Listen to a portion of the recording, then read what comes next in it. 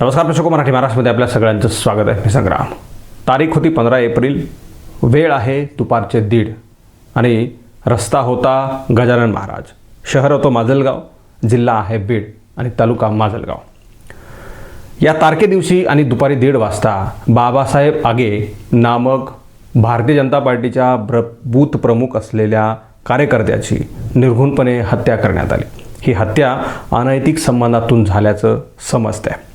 खरं तर सदरील आरोपी जो नारायण फपाळ आहे हा बेलुरा येथील रहिवासी आहे आणि बाबासाहेब आगे हा किटी आडगाव या गावचा रहिवासी आहे. नारायण फपाळ याच्या पत्नीचे आणि बाबासाहेब आगे यांच्या दोघांमध्ये अफेअर होतं, अनैतिक संबंध होते. आता या संबंधाची माहिती नारायण फपाळ यांना लागलेली होती. वारंवार तो बाबासाहेब आगे यांना सांगत होता की या सगळ्या गोष्टी बंद करा, मात्र त्यांनी कधीही ऐकलं नाही आणि त्याच्या सांगण्यावरून आणि प्राथमिक माहितीवरून गेल्या 10 वर्षांपासून बाबासाहेब आगे आणि नारायण फपाळ यांच्या पत्नीचे अनैतिक संबंध आहेत. खरी कहाणी अशी आहे की बाबासाहेब आगे यांचं गाव किटी आडगाव आणि नारायण फपाळ यांचं गाव बेलुराची सून आणि किटी आडगावची लेक. म्हणजे किटी आडगाव हे बाबासाहेब आगेंचं गाव आहे आणि त्याच गावची असलेली नारायण फपाळ यांची बायको हिला तिकडे बेलुरा इथे नारायण फपाळ यांना दिलं होतं.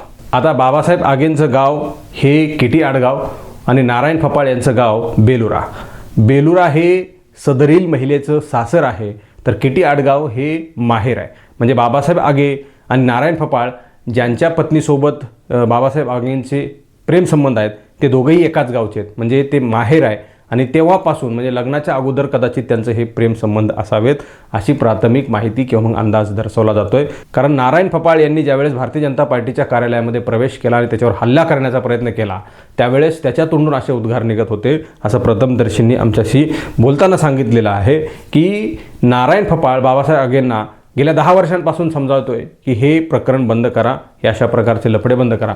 मात्र बाबासाहेब आगे हा कधीही ऐकत नव्हता आणि म्हणून राग अनावर झाल्यानं टोकाचं पाऊल उचलत नारायण फपाळ यांनी भर दिवसा गजानन महाराज रोड माजलगाव शहर या ठिकाणी दुपारच्या 1:30 वाजता बाबासाहेब आगे यांच्यावर सत्तूर नामक हत्यारानं धारधार शस्त्रानं वार करून त्यांची हत्या केली.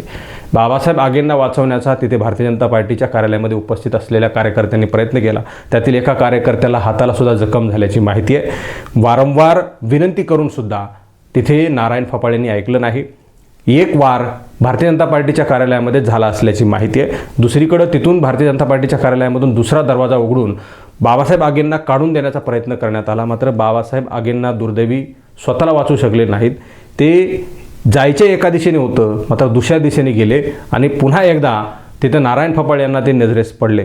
नारायण फपाळ यांना जसेच नजरेस पडले त्यांनी तिथून वार करायला सुरुवात केली. नारायण फपाळ यांना तिथं लोकांनी वारंवार विनंती केली, आव्हान केलं. शेवटी दगडफेकसुद्धा त्यांच्यावर केलेली होती, असं व्हिडिओमधून आपल्याला पाहायला मिळतं. अशा सगळ्या परिस्थितीमधून नारायण फपाळ यांनी ठरवलं होतं की बाबासाहेब आगेला चक्क संपवायचं आहे. तो आपलं सांगितलेलं काही केल्यानं ऐकत नाही, अशी सगळी परिस्थिती मनामध्ये घेऊन नारायण फपाळ यांनी ठरवून ही हत्या केली.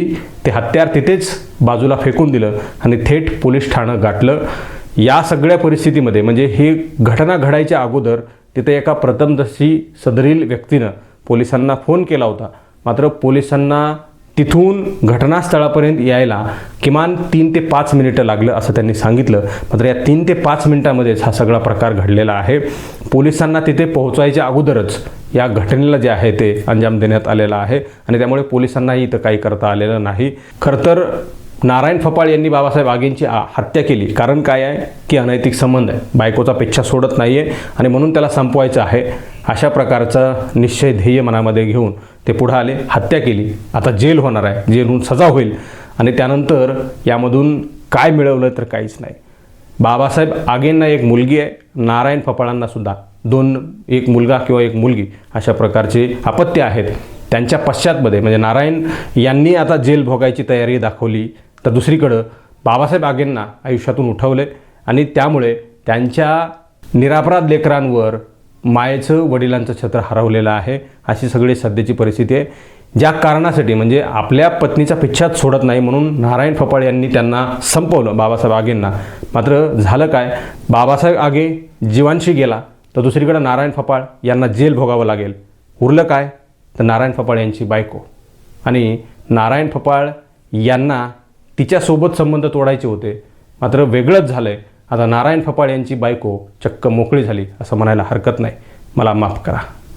काय मिळवलं आहे आरोपींनी किंवा मग कोणी काय गमावलं आहे, या सगळ्या गोष्टी आम्ही समजून घेणं गरजेचं आहे. टोकाला जाईपर्यंत अशा प्रकारचे वाद होऊच नाहीत. कोणाला कोणी समजावत असेल तर ऐकलं पाहिजे, आणि कोणी कोणाला त्रास देत असेल, देऊ नका म्हणत असेल तर ऐकलं पाहिजे. यामधून हे सिद्ध होतं आहे कायदा हातात घेण्याचा कोणालाही अधिकार नाही. मात्र या सगळ्या गोष्टी होत असताना लिमिट, मर्यादा असणं गरजेचं आहे असं मला वाटतं. या प्रकरणामधून मी जे सांगितलं ते निष्पन्न झालेलं आहे. मित्रांनो, या सगळ्या गोष्टीवर तुम्हाला काय वाटतं तुम्ही कॉमेंट बॉक्समध्ये प्रतिक्रिया द्या. हा व्हिडिओ तुम्हाला आवडला असेल तर जास्तीत जास्त शेअर करा. चॅनलवर तुम्ही नवीन असाल तर चॅनल सबस्क्राईब करा, बेल आयकॉन प्रेस करा. हा व्हिडिओ तुम्ही फेसबुकच्या प्लॅटफॉर्मवर पाहत असाल तर तिथंसुद्धा फेसबुकच्या पेजला लाईक करा, फॉलो करा, शेअर करा. खूप खूप धन्यवाद.